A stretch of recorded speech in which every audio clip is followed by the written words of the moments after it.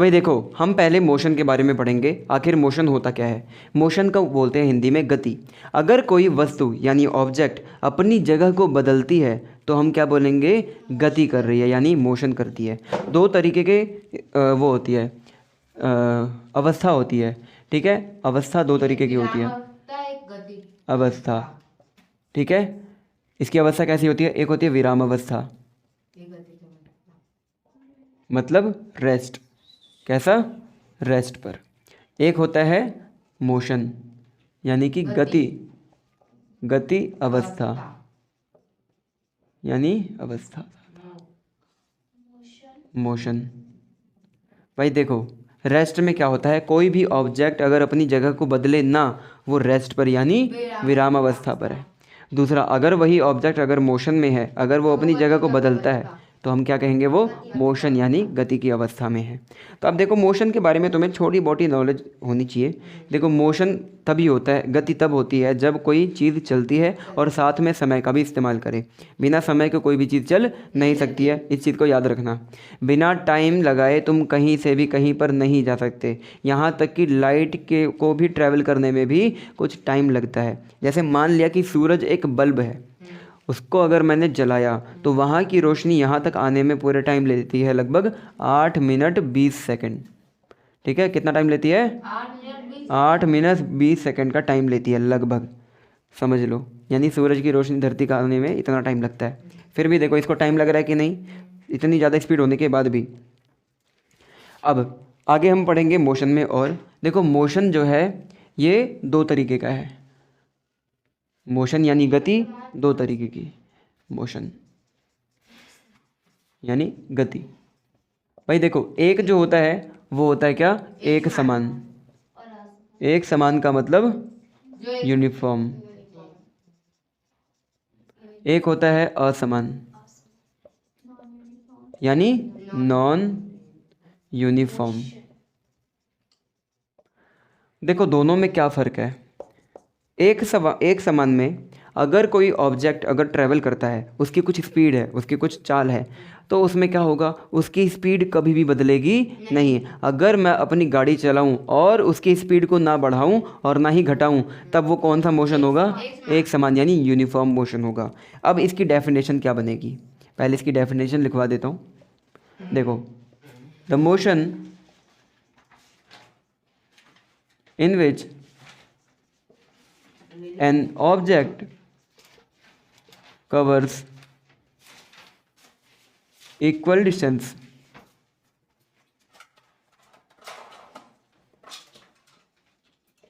in equal period of time। ठीक है, ये हो गया यूनिफॉर्म का। वैसे तो तुम लोगों ने लिख रखा है ना, क्यों लिखोगे बेफालतू में, नहीं लिखा हिंदी में, लिखा है, लिख रखा है। नहीं तो यही सब लिखवाऊंगा, और क्या लिखवाऊंगा। छोटा है, बहुत बड़ा है। फिर वैसे ही नॉन यूनिफॉर्म मोशन, असमान।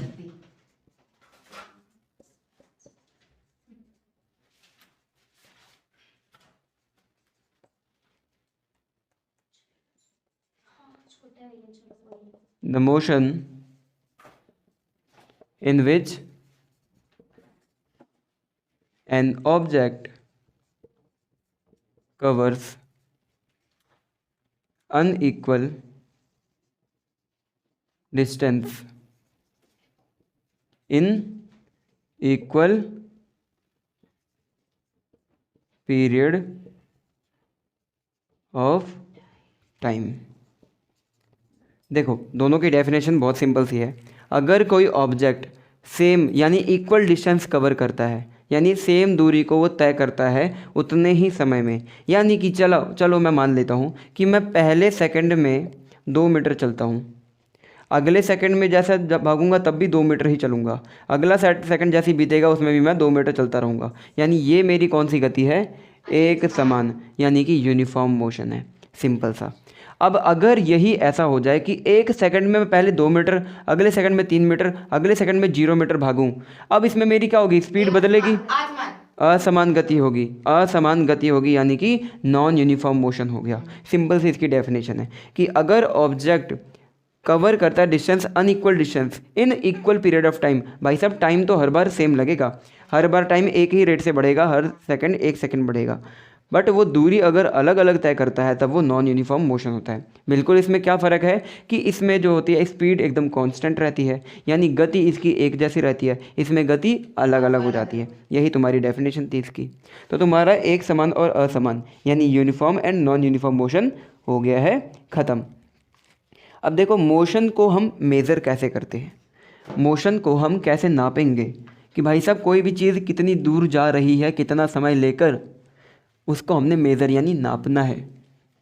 कैसे भाई, पहले तुम्हें ये पता होनी चाहिए डिस्टेंस और डिस्प्लेसमेंट क्या है, यानी कि वो दूरी और विस्थापन क्या होता है। डिस्टेंस पहले ये समझो यानी दूरी, डिस्प्लेसमेंट यानी विस्थापन। अब देखो दोनों में क्या फ़र्क है वो बहुत ही इम्पॉर्टेंट है। पहले आप समझना होता क्या है, डिस्टेंस यानी दूरी, मैं कितना दूरी तय करता हूँ, कितनी दूरी तक मैं चलता हूँ, वही डिस्टेंस यानी दूरी है। डिस्प्लेसमेंट ये भी एक तरह की दूरी ही है, ये भी एक तरह की दूरी ही है, बट इस बार इसमें फ़र्क क्या है कि ये कम ज़्यादा भी हो सकता है। देखो कैसे, अगर मैं चलता हूँ यहाँ से यहाँ, यहाँ से यहाँ, यहाँ से यहाँ और वापस अपनी, चलो यहाँ पर मैं आके खड़े हो गया, मैं चला 10 मीटर इधर, 10 मीटर इधर और 10 मीटर इधर चला। अब दूरी यानी डिस्प्लेसमेंट कहेगा कि सबको जोड़ दो। डिस्प्लेसमेंट कितना, डिस्टेंस कितना होगा यहाँ पर 10 + 10 + 10 यानी कि पूरा मैं 30 मीटर की डिस्टेंस मैंने कवर करी है, यानी दूरी मैंने इतना चला है। अब डिस्प्लेसमेंट इसका कितना होगा जानते हो, यहाँ से लेके यहाँ तक 0 है करे, 10 यहाँ से लेके यहाँ तक की दूरी 10 मीटर आएगी। मतलब डिस्प्लेसमेंट की डेफिनेशन क्या होगी कि the distance between initial and final position of the object. लिखवा देता हूँ, तो इसमें डिस्प्लेसमेंट कितना हो जाएगा 10 मीटर हो जाएगा, डिस्प्लेसमेंट क्या हो जाएगा उस टाइम पे 10 मीटर हो जाएगा। यही दोनों में फ़र्क है। यानी देखो डिस्टेंस और डिस्प्लेसमेंट में छोटी छोटी चीज़ें फ़र्क हो जाती है, दोनों की ऐसा यूनिट लगभग सेम है, लगभग क्या सेम ही होती है, दोनों को ही हम मीटर में नापते हैं। अब देखो डिस्प्लेसमेंट की डेफिनेशन क्या है, द शॉर्टेस्ट डिस्टेंस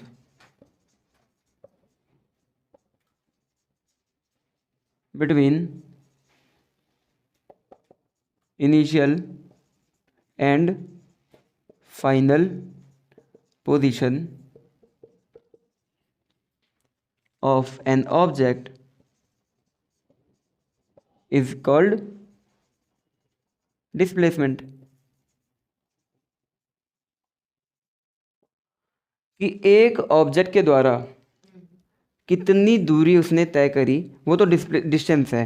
डिस्प्लेसमेंट ये होगा कि जहाँ से उसने शुरू करा और जहाँ पर उसने ख़त्म करा वहाँ से इसकी पुरानी वाली से दूरी कितनी होगी, वही डिस्प्लेसमेंट है। ठीक है, डिस्प्लेसमेंट यानी विस्थापन होगा। ठीक है, 10 मीटर लिखा है। 10 मीटर।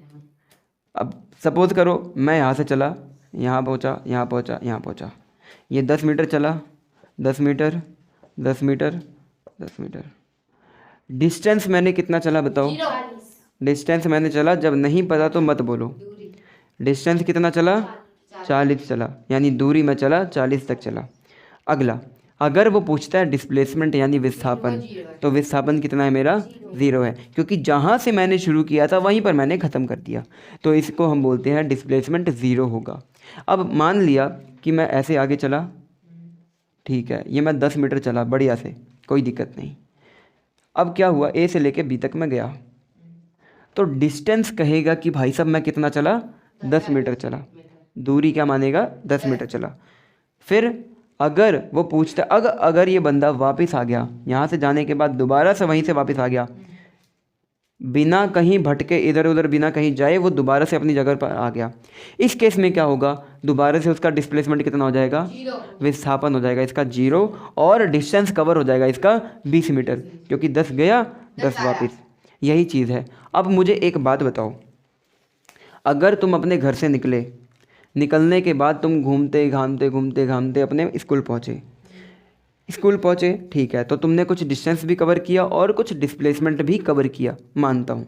लेकिन जब तुम घूम कर वापस अपने घर आ गए तो क्या हो गया, डिस्टेंस तुम्हारा होगा, तुम दूरी कुछ चले हो 10 मिनट 10 किलोमीटर, 1 किलोमीटर आगे गए, वापस 1 किलोमीटर आ गए, तो डिस्टेंस कितना हो गया, मैंने कितना कवर किया दूरी, 2 किलोमीटर दूरी मैंने चली है। लेकिन मेरा विस्थापन यानी डिस्प्लेसमेंट कितना होगा, 0, क्योंकि जहाँ से मैंने शुरू किया था घर से वहीं पे मैंने ख़त्म कर दिया, तो मेरी अपनी जगह से दूरी कितनी है, 0, इसीलिए वहाँ पर डिस्प्लेसमेंट यानी विस्थापन 0 हो जाएगा।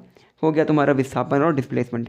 अब दोनों में देखो फ़र्क क्या है, दोनों में डिफरेंसेस भी कई बार एग्जाम में पूछ लिया जाता है। भाई देखो, एक तरफ रखूँगा डिस्टेंस, एक तरफ रखूँगा डिस्प्लेसमेंट, दूरी, ये विस्थापन, ये होगा दूरी, ये विस्थापन। विस्थापन। अब देखो क्या क्या फ़र्क है दोनों का, बताता हूँ। भाई साहब, जब भी अगर मैं चलूँगा तो मेरी दूरी कभी भी 0 नहीं होगी। अगर मैं चल रहा हूँ तो मेरी 0 दूरी नहीं हो सकती, यानी ये 0 तो कभी ना होने वाला, 0 तो कभी भी नहीं होगा। बट हाँ, ये 0 हो सकता है।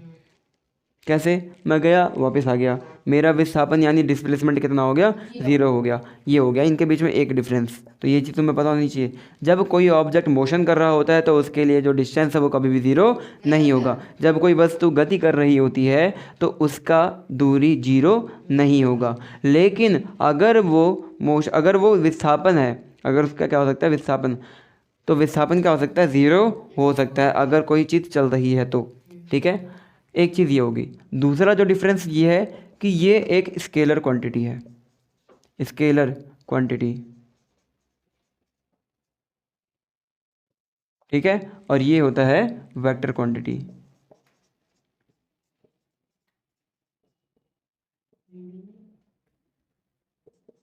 इसको सदिश निर्दिश कहते हैं शायद, निर्दिश, और इसको बोलते हैं सदिश। ठीक है, निर्दिश मतलब जिसका कोई दिशा ना हो, जिसकी कोई भी दिशा ना हो। सदिश मतलब जिसके पास दिशा के साथ हो, स का मतलब साथ में, दिश मतलब दिशा, तो दिशा के जब साथ होगा तो वो सदिश कहलाता है। तो देखो, स्केलर क्वांटिटी का मतलब होता है ऐसी क्वांटिटी जिसे तुम सिर्फ और सिर्फ नाप सकते हो। जैसे कि मेरे शरीर का तापमान, अगर तुम टेम्परेचर नापोगे तो 37 डिग्री सेल्सियस आएगा, 98 डिग्री फ़ारेनहाइट आएगा, ये मेरी बॉडी का टेम्परेचर यानी तापमान है। बट क्या तुम इसकी डायरेक्शन बता सकते हो कि मेरा तापमान 3 मेरा तापमान ईस्ट की डायरेक्शन में 37 डिग्री सेल्सियस है? क्या ऐसा पॉसिबल है? नहीं, डायरेक्शन में तापमान नहीं हो सकता। ठीक है, वैसे ही स्केलर क्वांटिटी ऐसी होती है जिनका कोई भी डायरेक्शन नहीं होता, जिनकी कोई दिशा नहीं होती है। वैसे ही दूरी और डिस्प्लेसमेंट का भी कोई डायरेक्शन या दिशा नहीं होती। ठीक है, अब वेक्टर क्वांटिटी, ऐसी क्वांटिटी जिसके पास दिशा हो यानी डायरेक्शन हो, वो डिस्प्लेसमेंट कहलाती है। तो मतलब वो सॉरी डिस्प्लेसमेंट यानी विस्थापन क्या है, एक वेक्टर क्वांटिटी है यानी सदिश है। कैसा होता है ये, सदिश यानी इसके पास दिशा होती है। तो ऐसे क्वांटिटी जिनके पास डायरेक्शन भी हो, क्या हो, डायरेक्शन यानी दिशा हो, उन्हें हम क्या कहते हैं, वेक्टर क्वांटिटी कहते हैं। तो डिस्प्लेसमेंट भी क्या है, एक वेक्टर क्वांटिटी यानी सदिश है। फिर थर्ड, ये कभी भी नेगेटिव नहीं होगा, कोई भी डिस्टेंस नेगेटिव नहीं होगा, कुछ भी कर लो। अगर मैं चल रहा हूँ तो इसका कभी भी नेगेटिव डिस्टेंस नहीं हो सकता। बट डिस्प्लेसमेंट का नेगेटिव हो सकता है, इसका नेगेटिव भी हो सकता है और पॉजिटिव भी हो सकता है, यानी ये धनात्मक भी हो सकता है और ऋणात्मक भी हो सकता है। ये तुमने नोट्स खुद से लिखने हैं, मैं तुम्हें बस शॉर्ट में समझा रहा हूँ।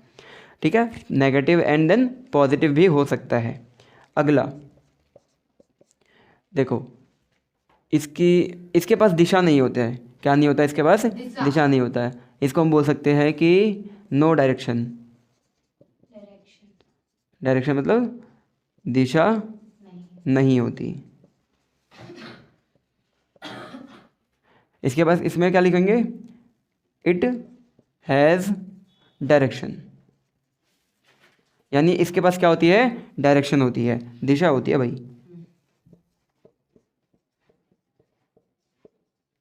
हो गया। और क्या हो सकता है इसमें, और क्या डिफरेंस हो सकता है? Zero scalar negative no direction. और क्या हो सकता है? और एक शायद और है, चलो देखेंगे कभी, छोड़ दो छोड़ दो। अब एक और चीज़, ये भी मीटर में नापा जाता है और ये भी मीटर में नापा जाता है, दोनों को ही हम मीटर में नापते हैं। विस्थापन और दूरी यानी डिस्टेंस और डिस्प्लेसमेंट दोनों की ही ऐसा यूनिट मीटर होती है। किलोमीटर भी हो सकती है, नैनोमीटर, पिकोमीटर, किलोमीटर, पारसेक और लाइट ईयर, ये सब हो सकती है, बट हम इस्तेमाल किसका करेंगे साइंस में? मीटर का इस्तेमाल करते हैं। तो दूरी तथा विस्थापन की ऐसा यूनिट या डिस्टेंस और डिस्प्लेसमेंट की ऐसा यूनिट मीटर ही होती है। ठीक है, ये हो गया। अब आगे क्या आता है? आगे तुम्हें एक चीज़ नहीं मिलेगी, वो होती है, एक होती है स्पीड। स्पीड का मतलब होता है चाल। एक होता है वेलोसिटी, वेग। मतलब वेग। दोनों में क्या फ़र्क है अब देखना ध्यान से भाई साहब। अगर तुम देखो, स्पीड का फॉर्मूला होता है distance divide by time. Distance divide by time यानी दूरी बटा समय। दूरी बटा समय, ठीक है। लेकिन वेलोसिटी होता है डिस्प्लेसमेंट, विस्थापन बटा समय। विस्थापन बटे समय यानी टाइम। हो गया। अब देखो ध्यान से, अगर मैं डिस्टेंस का यूज़ करूं तो मुझे मिलती है स्पीड, अगर मैं दूरी का इस्तेमाल करूं तो मिलता है चाल। दूसरी चीज़, अगर मैं विस्थापन यानी डिस्प्लेसमेंट का इस्तेमाल करूं तो मुझे मिलती है वेलोसिटी यानी वेग मिलता है। अब देखो, जो जो डिफरेंस इसके और इसके बीच में था यानी दूरी और डिस्प्लेसमेंट में था, वही सारे डिफरेंसेस किसके अंदर होंगे? स्पीड एंड वेलोसिटी में। समझ गए?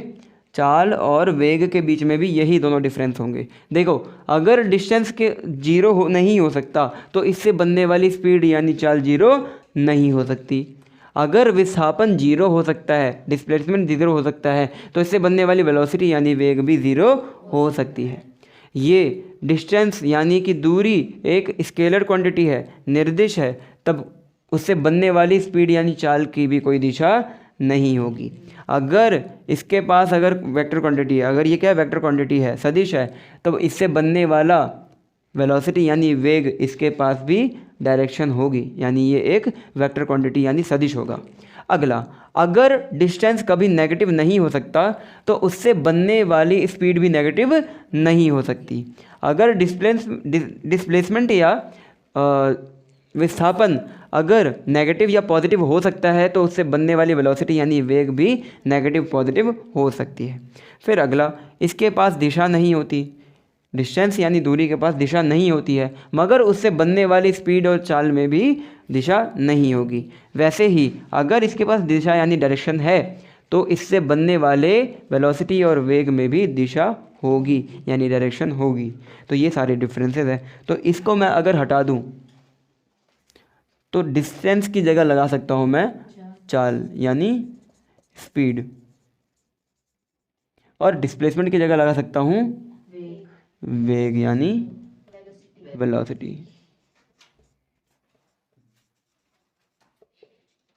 हो गया। दोनों में डिफरेंस यही सब सारे बन जाएंगे, तो दोनों के बीच में यही दोनों अंतर यानी डिफरेंस है। हो गया, ख़त्म। अब देखो ध्यान से, स्पीड और वेलोसिटी दोनों की ही ऐसा यूनिट मीटर पर सेकंड होगी। क्या होगी? मीटर पर सेकंड। वैसे ही वेग भी होगा मीटर पर सेकंड। तो दोनों को तुम्हें याद रखना है। दोनों का क्या, एक याद कर लो, दोनों का वही होता है। तो दोनों में मीटर पर सेकंड हम ऐसा यूनिट लगाते हैं। कोई दिक्कत वाली बात तो नहीं है ना? ठीक है, आगे बढ़ते हैं। अब आगे तुम्हें और अच्छे से पता चलेगा। ठीक है,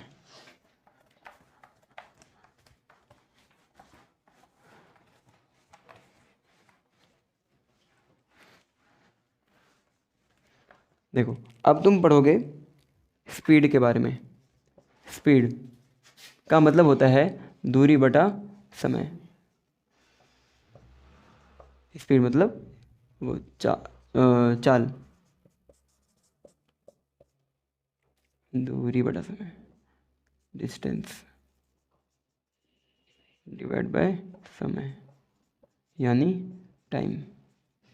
ये तुम्हारा फॉर्मूला है, speed is equal to distance divide by time, या फिर चाल बराबर दूरी बटा समय। ये तुम्हारा हो गया, ये तुम्हारे पास फॉर्मूला भी है। और अब इसको तुम लिखोगे कैसे? स्पीड को दिखाते हैं वी से, स्पीड यानी चाल को दिखाते हैं वी से, दूरी को दिखाते हैं एस, डिस्टेंस यानी दूरी को एस से दिखाते हैं, समय होता है टी, इसको टी से दिखाते हैं। इसकी ऐसा यूनिट बनेगी मीटर पर सेकंड, इसकी ऐसा यूनिट होती है मीटर, इसकी होगी सेकंड में। ये चीज़ तुम्हें पता होनी चाहिए, ये इनकी ऐसा यूनिट है, ठीक है ना, मत भूलना।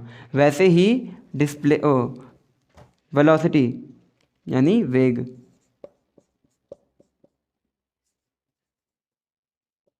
वेलोसिटी यानी वेग वो भी होगा विस्थापन यानी डिस्प्लेसमेंट डिवाइड बाय टाइम, समय यानी टाइम। तुम्हारे पास ये भी बन गया। अच्छा, वेग को भी हम दिखाएंगे v से, वेग को किसे दिखाएंगे? v से। विस्थापन यानी डिस्प्लेसमेंट को भी ऐसे दिखाते हैं, टाइम यानी समय को भी t से दिखाएंगे। जो इसकी ऐसा यूनिट थी मीटर पर सेकंड, वही इसकी भी रहेगी। इसको हम मीटर में दिखाएंगे, इसको हम सेकंड में दिखाएंगे। ये दोनों इसकी, ये सारी इसकी ऐसा यूनिट बन गई, ख़त्म। यूज होगा ना शायद से पहले, ये वेग यूज होगा ना? नहीं नहीं नहीं, वो दूसरा हो जाएगा। तो ये तुम्हारा वेग और चाल के बीच में फॉर्मूला बन गया इनका। अब आगे देखो ध्यान से, एक होता है औसत चाल यानी एवरेज स्पीड। देखो यार, ज़रूरी नहीं है ना कि मैं वो एक ही स्पीड से ट्रैवल कर रहा हूँ, यानी एक ही स्पीड से मैं भाग रहा हूँ, अपनी गाड़ी को एक ही स्पीड से चला रहा हूँ। उस केस में हमें क्या निकालना पड़ता है? औसत यानी एवरेज, एवरेज स्पीड यानी औसत चाल। देखो इसका फॉर्मूला होता है, इसका फॉर्मूला होता है total distance divide by total time, कुल दूरी बटा समय। कुल समय। ये दोनों इसमें लग जाएंगे।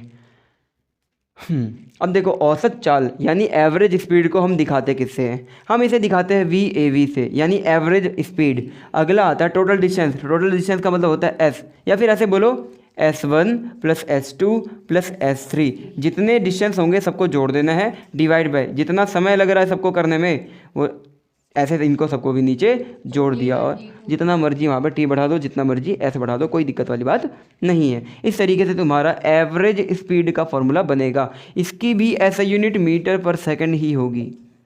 क्या होगी?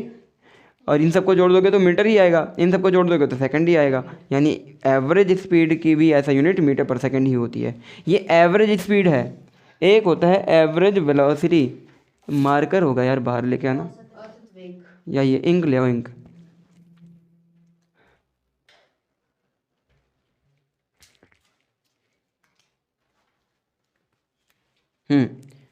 औसत वेग यानी एवरेज वेलोसिटी, ये होता है initial velocity plus final velocity divide by time, ठीक है। डिवाइड बाय 2 होता है, सॉरी टाइम नहीं होता, क्या होगा? 2 होता है।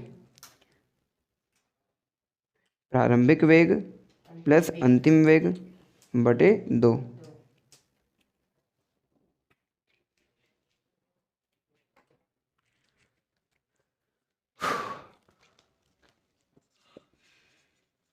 Average velocity. अब हो सकता है मैं वेलोसिटी से ट्रैवल कर रहा हूँ, बट वो एक जैसी नहीं है। अब क्या करना पड़ेगा? देखो, मैं अगर किसी से शुरू करता हूँ, जिस स्पीड से मैं शुरू करता हूँ, जिस वेलोसिटी से मैं शुरू करता हूँ, उसको बोलते हैं इनिशियल वेलोसिटी, यानी प्रारंभिक वेग। वेग, ठीक है। Plus initial plus final, final velocity, जिसको बोलेंगे अंतिम वेग। अब लगाओ, और डिवाइड बाय 2 लगता है। इनिशियल वेलोसिटी यानी प्रारंभिक वेग को दिखाते हैं u से, फाइनल वेलोसिटी यानी फाइनल अंतिम वेग को दिखाते हैं v से, डिवाइड बाय 2। अब एवरेज वेलोसिटी को भी हम इसी से ही शो करेंगे, v a v, ये तुम्हारा औसत वेग है। औसत, हाँ ये औसत वेग बन गया। क्या बन गया ये? औसत वेग। ठीक है, समझ में आ गया? तो जब भी तुम कंफ्यूज हो जाओ कि अगर तुम कभी कंफ्यूज होते हो औसत चाल और औसत वेग में, तो क्या होता है? औसत चाल का formula total distance divide by total time, कुल दूरी बटा कुल समय होता है। लेकिन औसत वेग यानी एवरेज वेलोसिटी का फॉर्मूला होता है initial velocity plus final velocity divide by 2। प्रारंभिक वेग प्लस अंतिम वेग जमा 2/2। u होता है इनिशियल, v होता है फाइनल डिवाइड बाय 2। ये तुम्हारा बन गया फॉर्मूला। ठीक है, अब आगे देखो क्या हुआ। लगा सकते हो, एवरेज वेलोसिटी होता है। वी ए वी है कि नहीं? स्पीड विद डायरेक्शन, दिख गया? होता है बच्चे, दोनों को ही हम वी ए वी से ही दिखाते हैं। आगे बढ़ जाते हैं। देखो, दोनों के फॉर्मूले में कभी भी कंफ्यूज मत होना।